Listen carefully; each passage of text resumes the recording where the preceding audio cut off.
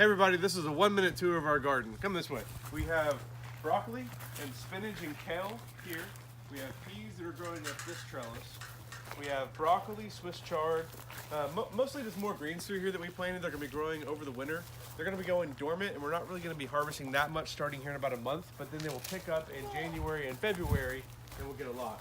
We have a lot of herbs that are perennial and will always be here, like sage. We have oregano and thyme, rosemary, and stuff like that through here.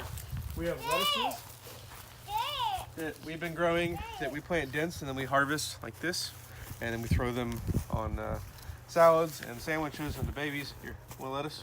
Didn't work.